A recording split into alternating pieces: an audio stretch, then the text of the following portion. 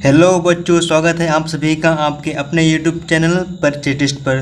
दोस्तों, आज का ये सेशन बहुत ही इम्पोर्टेंट होने वाला है आप लोगों के लिए, क्योंकि मैं लाया हूँ क्लास 10th का एक बहुत ही इम्पोर्टेंट टॉपिक क्या नाम है, अम्ल क्षार लवण से संबंधित जितने भी महत्वपूर्ण क्वेश्चन बनते हैं आपके एग्जाम में, मैंने उन सभी को इस सेशन के अंतर्गत रखा है। और मैं इस सेशन के अंतर्गत आपके MCQ जो क्वेश्चन बनेंगे, जो बहुविकल्पिक क्वेश्चन बनेंगे, आपको मैं इस सेशन के अंतर्गत कराऊंगा। और जो लॉन्ग क्वेश्चन बनते हैं आपके एग्जाम में किससे रिलेटेड, अम्ल क्षार लवण से रिलेटेड जितने भी क्वेश्चन बनेंगे मैं आपको इसके अगले वाले सेशन में दे दूंगा, है ना। तो दोस्तों, आपका स्वागत है आपके अपने यूट्यूब चैनल पर। चैनल का नाम क्या है दोस्तों, परीक्षा टेस्ट है। और दोस्तों, अगर आप मेरे इस चैनल पर नए आए हैं तो प्लीज़ मेरे इस चैनल को सब्सक्राइब कर लीजिए और बगल में स्थित बेल आइकन पर प्रेस जरूर करिए। तो दोस्तों, आज हम लोग लगभग 22 से 22 क्वेश्चन हैं। कितने क्वेश्चन हैं? 22 क्वेश्चन को आज हम लोग इस सेशन के अंतर्गत कवर करेंगे। और इससे बाहर का हम ये गारंटी देते हैं दोस्तों कि जो बहुविकल्पिक प्रश्न है अम्ल क्षार लवण से संबंधित जो MCQ क्वेश्चन आएंगे आपके एग्जाम में, इससे बाहर का नहीं आएगा, ये हमारी गारंटी है। और दोस्तों, अब की बार हम लोग इस तरह से मेहनत करना है कि हम लोगों का जो परसेंटेज बनना चाहिए, कितना बनना चाहिए, 90 के पार जाना चाहिए। ये हमारी क्या है, इस बार का एम है ना। इसको हम लोग को पूरा करना है। अब पूरा कैसे होगा, आपकी मेहनत से और हमारे कुछ प्रयास से, और आपकी दिन और रात दोनों मेहनत करना पड़ेगा, तब जाकर आप कहीं जाकर 90% पार हो पाएगा, है ना स्टूडेंट। तो चलिए दोस्तों, इसको हम शुरू करते हैं, ज़्यादा टाइम को वेस्ट ना किया जाए। पहला क्वेश्चन क्या है कि निम्नलिखित में दुर्बल अम्ल है। इसमें हमको ये बताना है कि कौन सा दुर्बल अम्ल है। पहला है HCl, जिसको बोलते हैं क्या, हाइड्रोक्लोरिक अम्ल, है ना। दूसरा है HCN, और तीसरा क्या है HNO3, और चौथा क्या है H2SO4, है ना। इसको बोलेंगे सल्फ्यूरिक अम्ल बोलेंगे। इसमें आपको ये बताना है कि इसमें से कौन सा दुर्बल अम्ल है, दुर्बल अम्ल बताना है। तो इसमें जो दुर्बल अम्ल हो जाएगा, कौन सा हो जाएगा, HCN हो जाएगा। दुर्बल अम्ल क्या होता है दोस्तों, वो क्या होता है कि जिसमें इसमें आयरन की मात्रा बहुत कम होती है, ये बहुत ही कम मात्रा में आयनित होते हैं। और इसके अलावा जो क्या है, HCl है, HNO3 है, H2SO4, ये तीनों क्या है, प्रबल अम्ल है। क्या है, प्रबल अम्ल। प्रबल अम्ल क्या होते हैं, इनमें आयरन की क्षमता बहुत ज़्यादा होती है, ये बहुत जल्दी क्या होते हैं, अपने आयनों में विभाजित हो जाते हैं, है ना। तो इसमें से कौन सा दुर्बल अम्ल हो जाएगा, HCN क्या हो जाएगा, दुर्बल अम्ल हो जाएगा। आपका B नंबर करेक्ट हो जाएगा। आइए अपना सेकंड क्वेश्चन देख लेते हैं। सेकंड क्वेश्चन क्या है, प्रबल अम्ल के जलीय विलयन को में किसका अधिक होता है। जो प्रबल अम्ल होते हैं इसके जलीय विलयन में किस चीज़ का अधिक होता है, अधिक क्यों होता है। तो दोस्तों, अम्ल वे होते हैं जो क्या करते हैं, हाइड्रोजन आयन त्यागने की क्षमता रखने, क्या करते हैं, हाइड्रोजन आयन त्यागने की क्षमता रखते हैं, है ना। तो क्या कहते हैं, प्रबल अम्ल क्या होते हैं, जिनमें क्या होता है, हाइड्रोजन आयन की संख्या सबसे अधिक होती है। जिनमें क्या होता है, हाइड्रोजन आयन होता है, वो क्या होते हैं, प्रबल होते हैं, क्या होते हैं, प्रबल अम्ल होते हैं, है ना। तो अगर बात करें हम अम्ल की, क्या बात कर रहे हैं, अम्ल की। अम्ल क्षार में डिफरेंस क्या है दोस्तों, अगर हम भौतिक रूप से देखें तो भौतिक रूप में अम्ल क्या होते हैं, स्वाद में खट्टे होते हैं, और ये नीले लिटमस पेपर को लाल कर देते हैं, है ना। और ये क्या संक्षारण होते हैं, बहुत किसी भी चीज़ को जला सकते हैं। ये तो क्या, ये क्या था, भौतिक गुण था। अगर हम केमिकल चीज़ की बात करें दोस्तों, केमिकल रूप से क्या होता है, अम्ल वे पदार्थ होते हैं जो हाइड्रोजन आयन को क्या करते हैं, त्याग करते हैं, है ना। जो हाइड्रोजन आयन को त्याग कर दें, वही क्या है, वही क्या होता है, प्रबल अम्ल होता है। तो और बात कर ले हम क्षार की। क्षार क्या होता है, स्वाद में क्या होते हैं, कड़वे होते हैं, है ना, कड़वे लगते हैं। और रासायनिक रूप से बात करें तो इसमें OH आयन होता है, क्या होता है, OH आयन होता है। उसको हम लोग बोलेंगे क्या, क्षार बोलेंगे, क्या बोलेंगे, क्षार बोलेंगे। तो इसमें क्या पूछा है, इसमें ये पूछा है कि प्रबल अम्ल के जलीय विलयन में क्या होता है। तो आपको खुद ही पता चल गया होगा क्या होता है, हाइड्रोजन आयन। क्या होता है, हाइड्रोजन आयन होता है। OH किस में होता है, क्षार में होता है। H किस में होता है, अम्ल में होता है। ये आप डिफरेंस ध्यान रखिएगा, है ना। अगला क्वेश्चन क्या है कि अगला क्वेश्चन ये कह रहा है दोस्तों कि कोई विलयन लाल लिटमस पेपर को नीला कर देता है। कोई विलयन है वो क्या कर देता है, जो लाल लिटमस पेपर है उसको नीला कर देता है। तो इसका हमको बताना है pH क्या होगा, pH मान बताना है ना दोस्तों। हमको क्या बताना है, pH मान बताना है।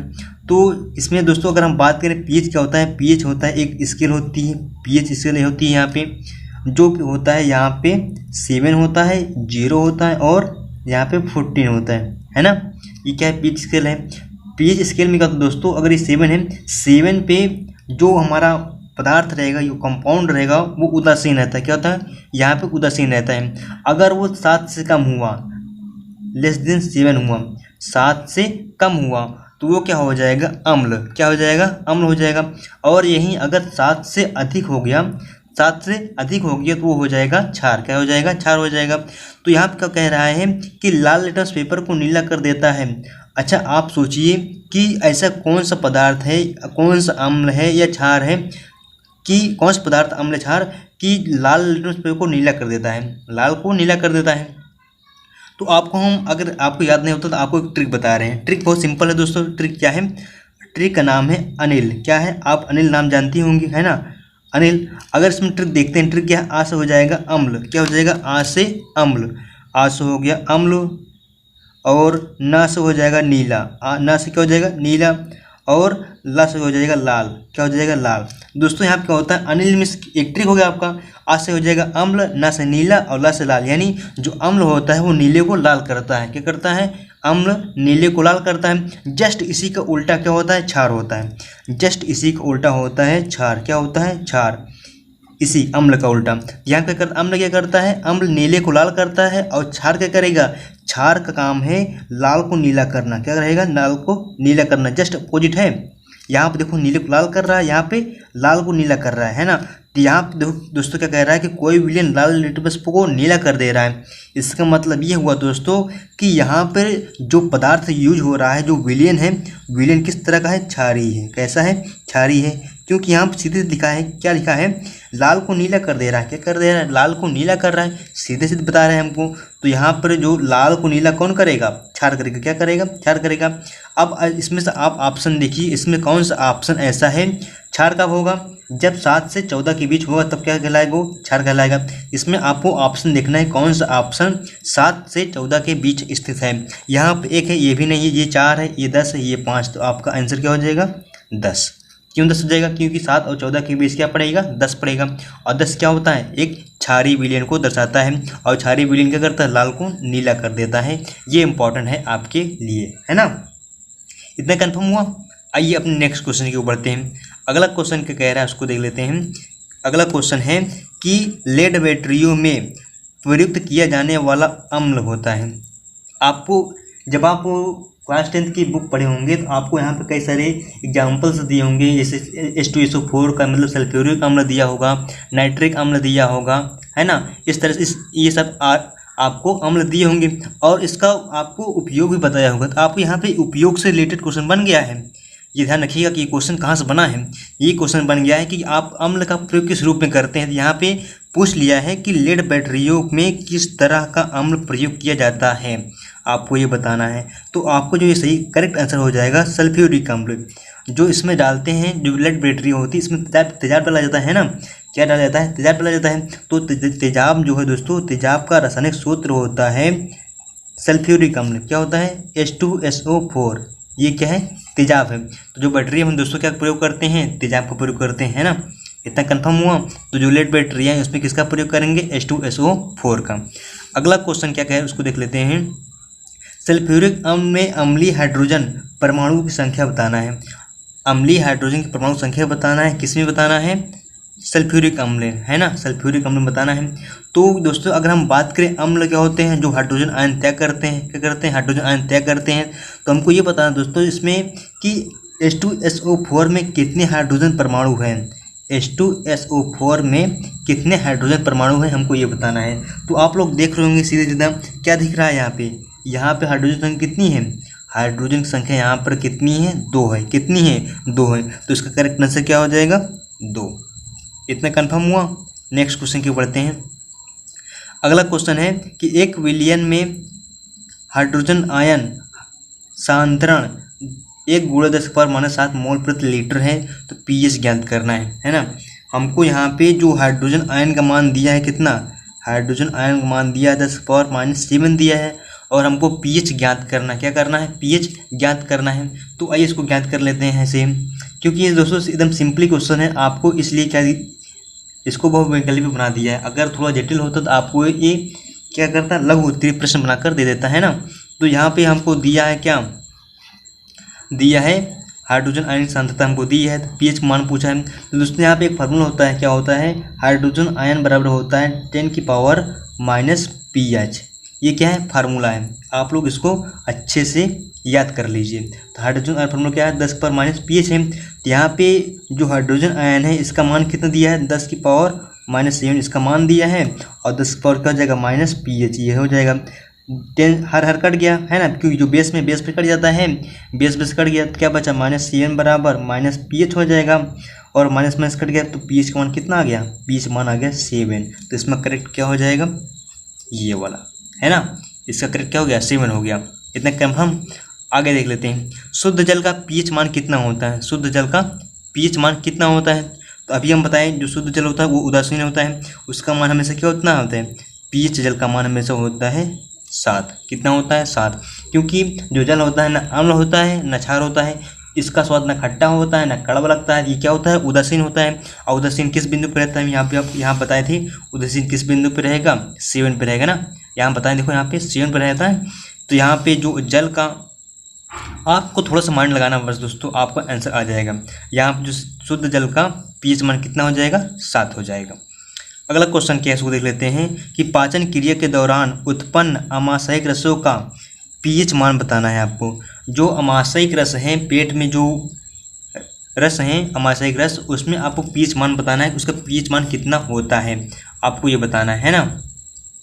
तो दोस्तों आपको ये कैसे पता चलेगा, अभी आप अच्छा अगर आप लोग इसमें क्लास 10th की बायोलॉजी पढ़े होंगे, तो आपको जब यहाँ पे आप भोजन करते हैं, भोजन जब पेट में जाता है तो वहाँ पे विभिन्न पाचक ग्रंथियाँ पाई जाती हैं, उससे पाचक रस निकलता है। क्या निकलता है, पाचक रस निकलता है। तो यहाँ से दोस्तों आपको ये बताना जो पाचक रस होते हैं उनकी प्रकृति कैसी होती है, आपको यहाँ पे ये बताना है ना। तो यहाँ पर जो इनकी प्रकृति आपको हम बता दें, यहाँ पे एक पदार्थ और निकलता है जो भोजन को पचाता है, HCl। क्या निकलता है, HCl निकलता है ना। अगर आप बायो पढ़े होंगे, क्लास 10th का एक चैप्टर है, क्या उनसे न्यूट्रिशन का है, पाचन का है, अगर आप उसको अच्छे से पढ़े होंगे तो आपको वहाँ दिया है, क्या साफ साफ लिखा है कि जो अमाशय है, अमाशय के अंदर भोजन को सड़ने से बचाने के लिए एक पदार्थ निकलता है, उसका क्या नाम है, HCl। HCl क्या है दोस्तों, HCl एक क्या है, अम्ल है, इसका नाम क्या है, हाइड्रोक्लोरिक अम्ल, इसका क्या नाम है, हाइड्रोक्लोरिक अम्ल। तो आपको यहाँ से आंसर मिल गया होगा, जो अम्ल होते हैं, अम्ल का pH मान कितना होता है, 7 से कम। जो 7 से कम रहेगा वो क्या होते हैं, अम्ल होते हैं। तो यहाँ पे करेक्ट क्या हो जाएगा, 7 से कम हो जाएगा, है ना। और जो 7 से ज़्यादा रहेंगे उनको क्या बोलेंगे, हम क्षार बोलेंगे। जो 7 से कम रहेगा अम्ल बोलेंगे। और जो 0 पर रहेगा, सॉरी जो 7 पर रहेगा, अगर हम pH स्केल बनाएं यहाँ फिर से एक बार, तो यह क्या 7 रहेगा, या 0 रहेगा, या क्या रहेगा 14 रहेगा, है ना। अगर 7 से 0 है इसका मतलब ये अम्ल है, और 7 से अगर ज़्यादा है तो वो हो जाएगा क्षार हो जाएगा। अगर 7 पर ही है तो वो क्या हो जाएगा, वो हो जाएगा उदासीन। क्या हो जाएगा, उदासीन हो जाएगा, है ना। अगला क्वेश्चन क्या है उसको देख लेते हैं।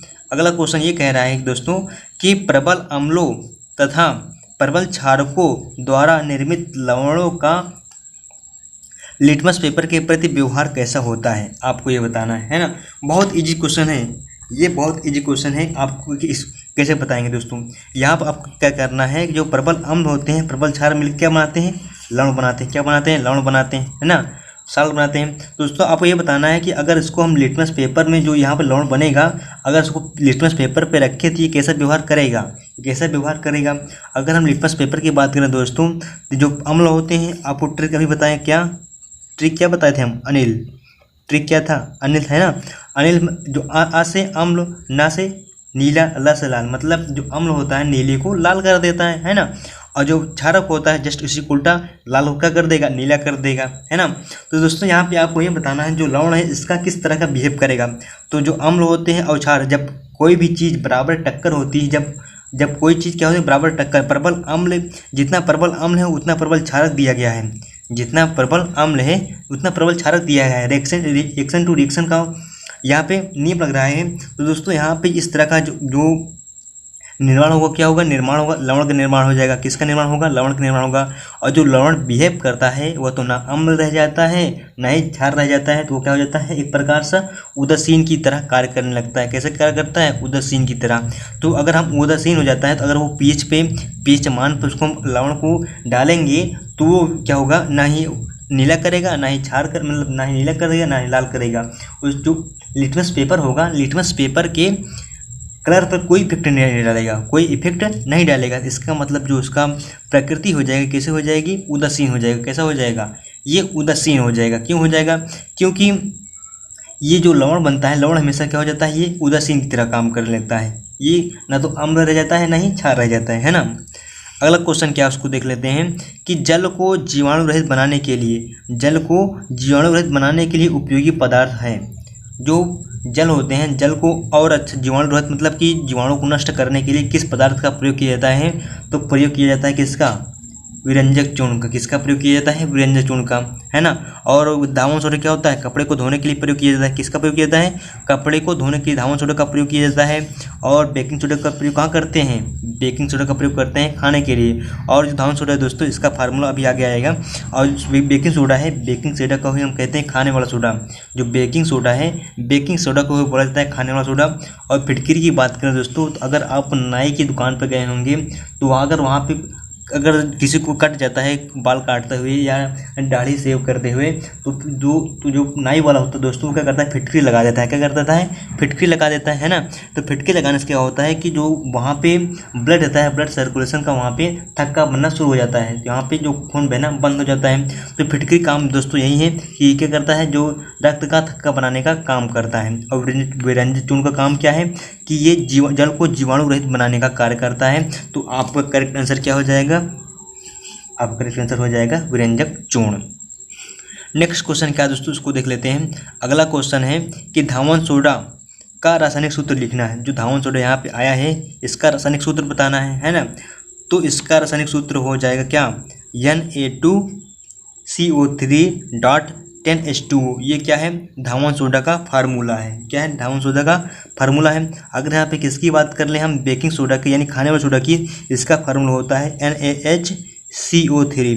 दोस्तों डिफरेंस इतना ही होता है, यहाँ पे क्या रहता है, Na2CO3 है, यहाँ पे H आ जाता है। क्या जुड़ जाता है, हाइड्रोजन जुड़ जाता है ना। इस तरह से ये हो गया बेकिंग सोडा। अगर हम विरंजक चूर्ण की बात करें, इसका फार्मूला होता है CaOCl2। क्या होता है, CaOCl2 होता है। और दोस्तों अगर हम बात करें किसकी, फिटकरी, इसका बड़ा लंबा सूत्र होता है दोस्तों। फिटकरी का फार्मूला होता है K2SO4.Al2SO4 का होल थ्राइस .24H2O। ये क्या है, फिटकरी का फार्मूला है दोस्तों, है ना। देखो काफ़ी मान नहीं रहा है, ये फिटकरी का फार्मूला है। आइए हम अपने नेक्स्ट क्वेश्चन की ओर बढ़ते हैं। अगला क्वेश्चन क्या है उसको देख लेते हैं। अगला क्वेश्चन क्या है इसको देख लेते हैं दोस्तों। अगला क्वेश्चन है, एसिटिक अम्ल एक दुर्बल अम्ल है क्योंकि। आपको बताना है जो एसिटिक अम्ल है ये दुर्बल अम्ल क्यों होता है। अभी हम दोस्तों बात कर चुके हैं क्या, जितने भी अम्ल होते हैं, दुर्बल अम्ल होते हैं, उनमें आयरन की क्षमता बहुत कम होती है ना, तभी वो दुर्बल का अम्ल कहलाए। उसमें क्या होता है दोस्तों, अगर अम्ल की बात करें तो अम्ल क्या देते हैं, हाइड्रोजन आयन देते हैं। क्या देते हैं, अम्ल हमेशा हाइड्रोजन आयन देते हैं, है ना। तो जो अम्ल होते हैं, अम्ल से अगर हाइड्रोजन आयन बहुत ही कम आयनित होता है तो मतलब वो अम्ल दुर्बल अम्ल है। कैसा है, दुर्बल अम्ल है। तो इसमें दोस्तों ऑप्शन क्या दे रहा है, इसमें पानी की मात्रा अधिक होती है, इसमें आयरन की मात्रा कम होती है। तो यही आपका क्या हो जाएगा, करेक्ट आंसर हो जाएगा।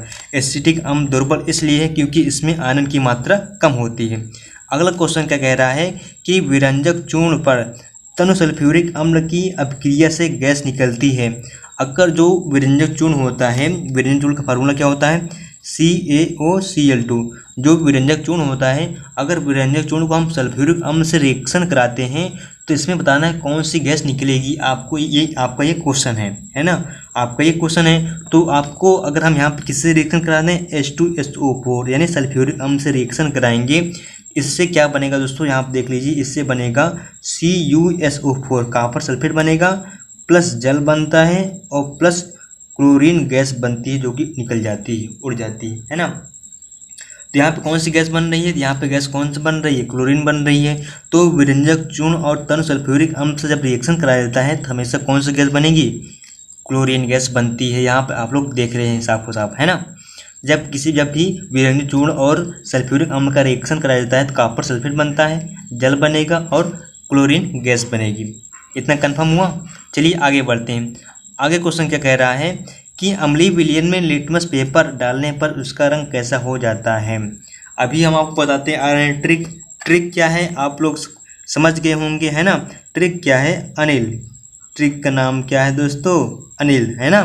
आप समझ गए होंगे। आज से अम्ल, ना से नीला, ला से लाल, यानी अम्ल नीले को लाल कर देता है। यहाँ पे दोस्तों कह रहा है कि अम्लीय विलयन में लिटमस पेपर डालने पर उसका रंग क्या हो, कैसा हो जाता है? तो कैसा कर देता है?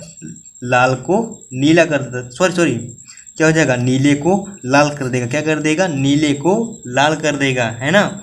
ये ट्रिक बहुत कमाल की ट्रिक है दोस्तों। मैंने अपने समय में बहुत इसका यूज़ किया था और मुझे बहुत ही परफेक्ट ट्रिक लगी थी। यहाँ क्या है? आज से अम्ल, ना से नीला, ला से लाल, यानी जो नीला लिटमस पेपर रहेगा उसको कर देगा लाल, और लाल पर कोई इफेक्ट नहीं पड़ेगा। दोस्तों जो लिटमस पेपर होता है, यहाँ बता दें आपको, लिटमस पेपर दो प्रकार के होते हैं। एक होता है नीले कलर का और एक होता है लाल कलर का, है ना।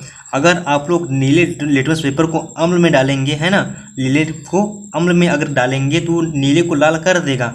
अगर आप अम्ल को चेक करने के लिए लाल लिटमस पेपर का प्रयोग करेंगे तो वो लाल पर कोई प्रभाव नहीं डालेगा। क्यों नहीं करेगा? क्योंकि वो लाल को लाल कैसे करेगा भैया, है ना, क्योंकि वो नीले को लाल कर रहा है। अम्ल क्या होता है? नीले को लाल करता है ना। तो अगर आप अम्ल में लाल लिटमस पेपर का प्रयोग करेंगे तो इसमें कोई प्रभाव नहीं पड़ेगा। आपको अगर प्रयोग करना है तो नीले लिटमस पेपर को लेकर प्रयोग करना है ना। तो यहाँ पे अम्लीय विलयन के लिटमस पेपर पर प्रभाव कैसा रहेगा? लाल कर देगा। इतना कंफर्म। अगला क्वेश्चन क्या उसको देख लेते हैं। अगला क्वेश्चन है ए, बी, सी तथा डी विलयनों के पीएच मान क्रमशः हमको दिया है 11, 9.5, 3.5 तथा 6.5 दिया है। जो ए, बी, सी, डी इनका हमको पीएच मान दिया है और इसमें हमको ये बताना है कि सर्वाधिक क्षारीय विलयन कौन सा है। सर्वाधिक क्षारीय विलयन कौन सा है हमको ये बताना है। बहुत ही सिंपल सा है आपके लिए। देखिए यहाँ पे हमको दिया है क्या कि ए का जो पीएच मान कितना दिया है, सब क्रमशः दिया है, मतलब क्रम से है। ए का पीएच मान दिया है 11, बी का पीएच मान दिया है 9.5 और सी का पीएच मान दिया है 3.5 और डी का पीएच मान दिया है 6.5। तो दोस्तों क्षारीय विलयन क्या होता है? जो जिसका मान 7 से ज़्यादा होता है, जिसका मान क्या होता है? 7 से ज़्यादा होता है। तो यहाँ पे लगभग सभी 7 से ज़्यादा है, इसको छोड़कर। जब ये 7 से कम हो गया इसका मतलब ये क्या हो गया? अम्ल हो गया। तो इस 7 से कोई मतलब ही नहीं रहेगा। क्यों? क्योंकि हमको क्षारीय विलयन बताना है ना। अम्ल रहेगा तो उसको कोई मतलब नहीं रह गया। अब दोस्तों क्या होता है, हमको सर्वाधिक क्षारीय विलयन बताना है। तो जो पीएच स्केल होता है, पीएच स्केल में जो सबसे अधिक 14 के पास रहेगा वो सबसे अधिक क्षारीय विलयन होगा। सबसे अधिक इसमें कौन सा है? 11। कौन सा है? 11। तो इस 11 किसका मान है? ए का। जो ए का पीएच कितना है? 11 है। इसका मतलब सर्वाधिक क्षारीय कौन हुआ? ए हुआ। तो आपका करेक्ट आंसर क्या हो जाएगा? ए। करेक्ट आंसर क्या हुआ? ए हो गया, है ना। अगला क्वेश्चन क्या है दोस्तों?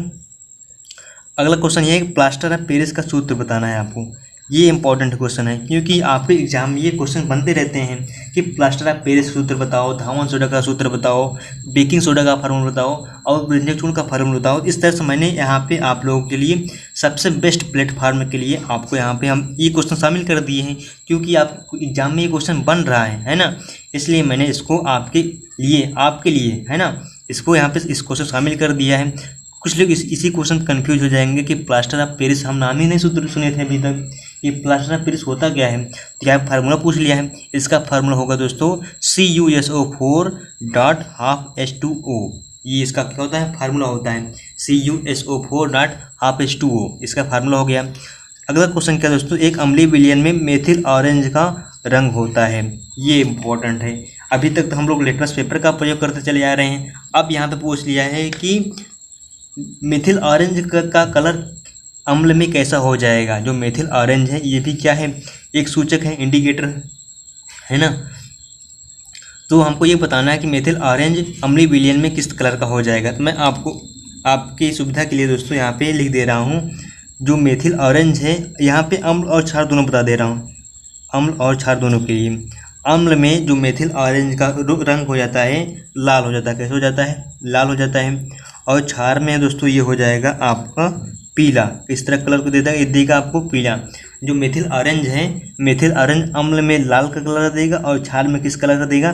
पीले कलर का देगा। तो इसमें अम्ल का पूछा है, अम्ल में कैसा होगा? लाल। कैसा होगा? लाल। तो आपका करेक्ट आंसर क्या हो जाएगा? सी। क्या हो जाएगा? सी। अगला क्वेश्चन क्या कह रहा है उसको देख लीजिए। क्षारीय विलयन में फिनाप्थलीन का रंग होता है। जो क्षारीय विलयन है, क्षारीय विलयन में फिनाप्थलीन का रंग बताना है। ये भी एक सूचक है ना। तो अब दोस्तों बात कर लेते हैं हम फिनाप्थिलीन का। तो फिनाप्थिलीन की जो अम्ल में कलर कैसा होगा और क्षार में कैसा होगा, यहाँ बात कर लेते हैं। तो जो अम्ल में होता है इसका कलर होता है रंगहीन। कैसा होगा? रंगहीन। जो फिनाप्थिलीन है, फिनाप्थिलीन का अम्ल में कलर होता है रंगहीन। और क्षार में बात करें दोस्तों, क्षार में हो जाता है इसका कलर गुलाबी। कैसा हो जाता है? गुलाबी। तो यहाँ पे हमसे पूछा क्या है? पूछा है क्षार का। क्षार में कैसा कलर है? गुलाबी। इसमें गुलाबी ढूंढ लो। गुलाबी कौन सा हो जाएगा? ये वाला, है ना। तो यहाँ पे दो क्वेश्चन आपके लिए इंपॉर्टेंट हो गया कि फिनाप्थिलीन हो गया और दूसरा क्या है? Methyl orange. फिनाप्थिलीन और मेथिल ऑरेंज, है ना। ये दो इंपॉर्टेंट आ गया।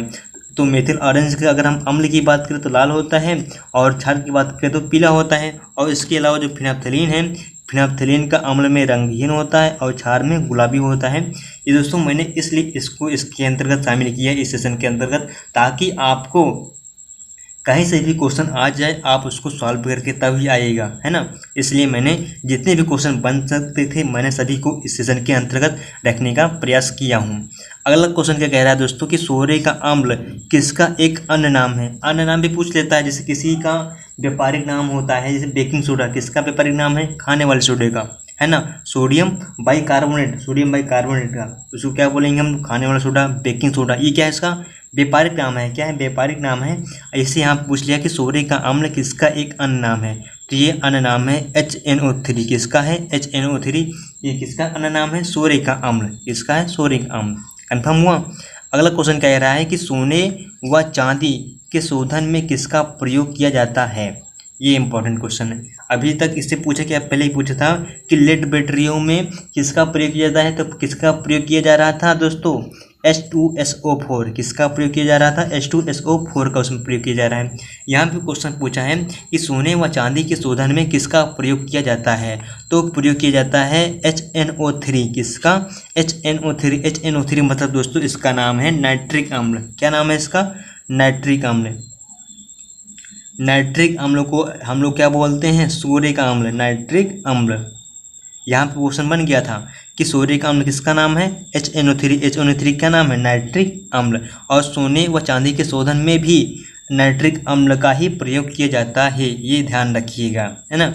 अगला क्वेश्चन है दोस्तों कि चींटी के डंक में उपस्थित कौन सा अम्ल होता है? अगर चींटी डंक मारती है, बिच्छू डंक मारता है, तो इसमें कौन सा अम्ल निकलता है? जो लाल चींटी होती है तो काट लेती है, बहुत तेज दर्द होता है, कुछ देर तक दर्द होता है ना, जलन होता रहता है ना। तो इसमें बताना है कि चींटी के डंक में उपस्थित कौन सा, किस अम्ल के कारण जलन होता है, आपको ये बताना है। तो दोस्तों इसका जो सही आंसर जाएगा, चींटी के डंक में पाया जाता है मेथनोइक अम्ल। क्या पाया जाता है? मेथनोइक अम्ल। मेथनोइक अम्ल के कारण ही दोस्तों क्या होता है, चींटी अगर काट लेती है तो जलन होने लगती है। और इसके लिए क्या करना चाहिए दोस्तों? ये क्या एक अम्ल है, अगर अम्ल को हमको उदासीन करना है तो क्या करना पड़ेगा? इसमें हमको क्षार मिलाना पड़ेगा, है ना। अगर अम्ल को क्या करना है, उदासीन करना है, तो क्षार मिलाना पड़ेगा। क्या मिलाना पड़ेगा? क्षार मिलाना पड़ेगा, है ना। तो क्षार के रूप में हम लोग क्या प्रयोग कर देते हैं? सोडा, जो खाने वाला सोडा होता है, नहीं, है ना, जो धोने वाला सोडा कौन सा होता है? धावन सोडा होता है। धावन सोडे का प्रयोग कर देते हैं हम लोग किसके रूप में? इसके क्षार के रूप में, क्योंकि ये अम्ल हो गया और ये क्या है? एक क्षार है। जब अम्ल और क्षार मिलेंगे तो लवण बनेगा। और लवण की प्रकृति कैसे होती है अभी बताएं हम लोग? लवण की प्रकृति होती है कैसे होती है? उदासीन होती है। तो जब चींटी काटी रहती है, जब वहाँ पे अम्ल रहता है, जब क्षार मिला देंगे तो दोनों क्या हो जाएगा? उदासीन हो जाएगा। जब उदासीन हो जाता है तो वहाँ पे जलन कम होता है। इसलिए दोस्तों क्या करते हैं, वहाँ पे जहाँ पे चींटी काटती है वहाँ पे धावन सोडा का प्रयोग किया जाता है। अब दोस्तों देख लेते हैं इस सेशन का लास्ट क्वेश्चन है कि क्लोर क्षार किसे कहते हैं। ये इंपॉर्टेंट है कि क्लोर क्षार किसे कहा जाता है। तो क्लोर क्षार की बात करें दोस्तों तो इसको कहा जाता है कास्टिक सोडा को। इसको कहा जाता है कास्टिक सोडा को क्लोर क्षार कहा जाता है। ये भी इंपॉर्टेंट है आपके पेपर के लिए, है ना। क्लोर क्षार किसे कहेंगे? कास्टिक सोडा को तो कहेंगे, है ना। तो दोस्तों आज का मेरा सेशन यहीं पर समाप्त होता है। आपको ये मेरा सेशन कैसा लगा प्लीज़ कमेंट बॉक्स में ज़रूर बताइएगा। अगर आपको ये मेरा सेशन पसंद आया हो, अच्छा लगा हो, तो प्लीज़ इसको लाइक करिएगा और ज़्यादा से ज़्यादा इसको अपने दोस्तों के पास शेयर करिएगा, है ना। तो दोस्तों आपका यह सेशन यहीं पर समाप्त हुआ। Thanks for watching my video.